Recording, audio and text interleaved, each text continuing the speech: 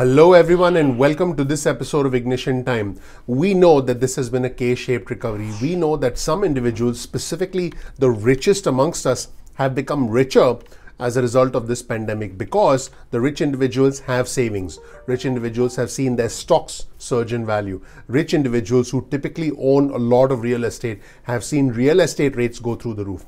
Rich individuals who tend to have good credit, who tend to have access to a lot of cash, are now able to borrow money at low interest rates and further improve their financial position. In fact, the richest amongst us saw our wealth increase by several $1 trillion in the year 2020, while the poor were completely decimated. Folks, this has been a K-shaped recovery because individuals in travel, leisure, entertainment, and hospitality have lost their jobs in many cases permanently. But more information, new information is now emerging about certain commonalities, certain common traits that are shared amongst those who are left behind. Folks, there are individuals who've been left behind, and you have heard me cover this before on our channel. Certain ethnicities have been left behind. African American and Hispanic individuals have disproportionately suffered more than white individuals. But new information is coming to light about the fact that this is fundamentally not just a recession, but a she-cession.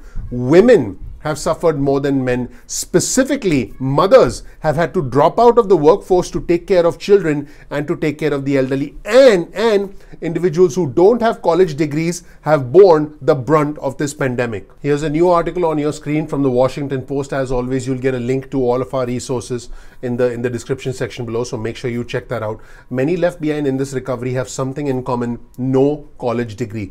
The latest data from the US Bureau of Labor Statistics shows encouraging signs that women are indeed starting to return to the workforce, but major struggles remain for men and women who do not have college degrees, because these jobs in many cases have been wiped out permanently.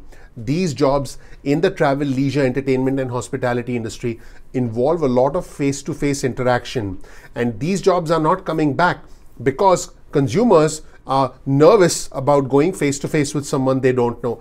And this is even more alarming, and a lot of individuals who essentially fulfill these jobs, fulfill these responsibilities, are nervous about going back to work. So what are employers doing? They are changing, they're adapting, and therefore a lot of these jobs have been decimated. A lot of these jobs have vanished completely. Here's data from the Washington Post, which was analyzed from the US Bureau of Labor Statistics. Hiring has rebounded quickly for Americans with college degrees. In recent months, there's been a noticeable surge in people with two-year associate degrees getting back into the workforce. In other words, the more education an individual had, the easier it was for them to get back into the workforce. But Americans with only a high school diploma or less remain deep in crisis mode, even as employers claim that they are having trouble finding these individuals. Folks, this is not a black and white situation. There are many shades of gray. Let's take a look at some more data.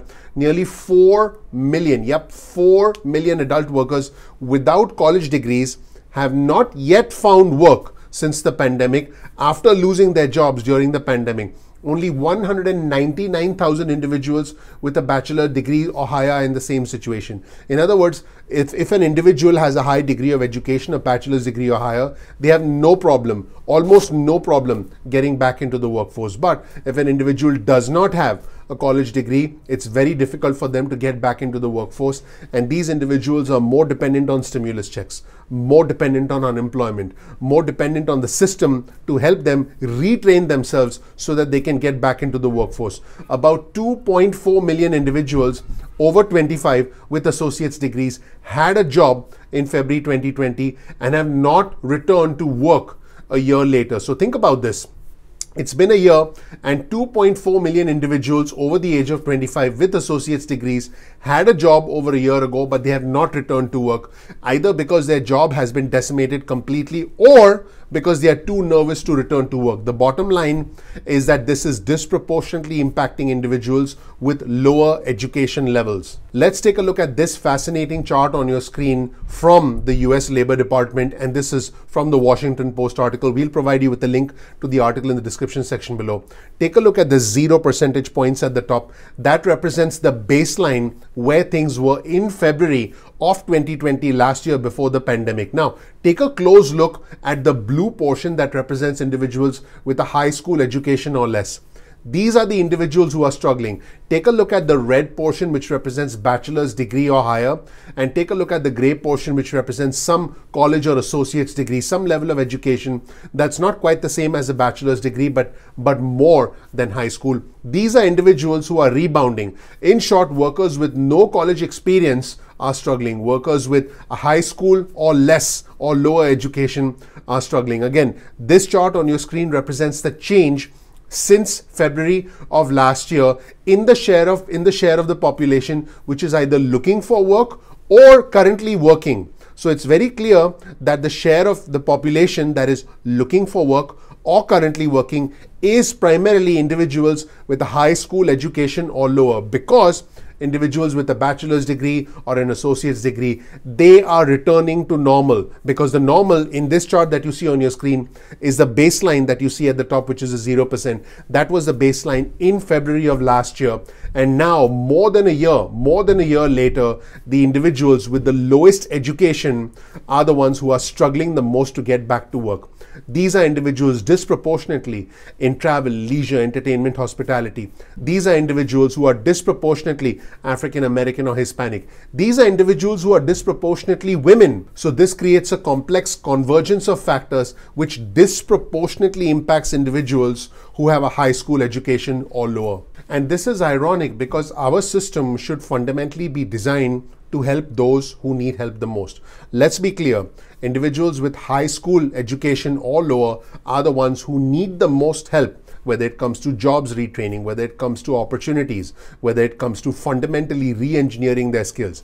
Because individuals who are more educated can easily re-engineer their skills, can adapt themselves, they have access to more money, they have access to more savings, and they have the ability to adapt in this world that has forced not just America, but the entire world to adapt. However, individuals with a high school education or lower find themselves in a very challenging situation because they need help the most, but the system by default has failed them. Here's a quote on your screen from Michael Marowitz, who's an economist at the Center for American Progress, which is a think tank.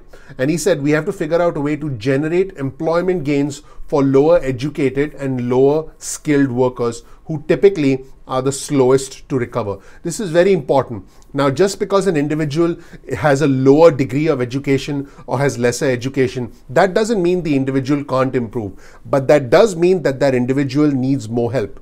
Just because an individual has a lower degree of education, that does not mean that the individual is lazy or cannot be productive. But that does mean that that individual needs more retraining so that that person can get back into society and contribute to society, make more money, potentially even start a new business. At the end of the day, the more we know, the more successful we can become, because we only know what we know and we don't know what we don't know, which is why I believe a significant focus of the Biden infrastructure plan should be on job retraining, because that is the engine that will drive our economy forward, that will give every American a chance at the American dream. Individuals with a low education level, individuals who have a high school diploma or less, they are the most likely to get stuck in the cycle of poverty that you see on your screen right now. And at the end of the day, escaping the cycle of poverty requires, among many other things, a higher education level. And folks, the story doesn't end here. If individuals with a high school diploma or less are not given help, things actually get worse for them. I'm going to show you some new research by John Bludon at the International Monetary Fund, and you're going to be quite surprised with this, because this shows that if individuals don't get help at the right time, things can become much worse and things can get bad really, really quickly. Here's an article on your screen from the International Monetary Fund, Managing Divergent Recoveries. Global economy on firmer ground, but with diverging recoveries and high uncertainty. So what was the bottom line of this new research from the International Monetary Fund? The longer a low-skilled individual is out of a job, this is important, the worse their prospects become. In other words, things deteriorate for them. It's harder for a low-skilled and a low-educated individual to find a job if they've been out of the workforce for too long. It's harder for individuals with a low skill level and a lower education level to find a job, and this is where things get even more dangerous. If a low-skilled individual with lower education levels has been unemployed for more than 12 months. And by the way, a majority, over 40% of those who are unemployed right now have been unemployed for 6 months, 12 months or longer.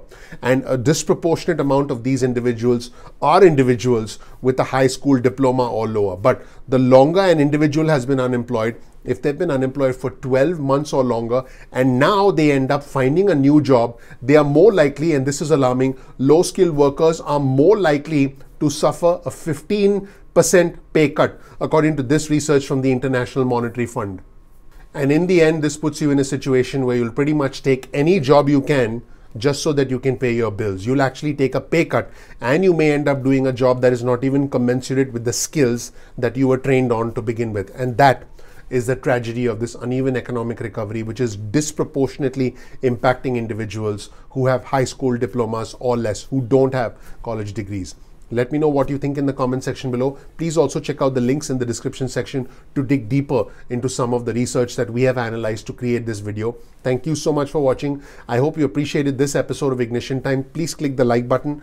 Please subscribe. Please enable notifications. That really helps out the YouTube algorithm. I want you to know that I work hard for you every single day. I'm looking forward to seeing you in the next episode of Ignition Time. Take care. Bye.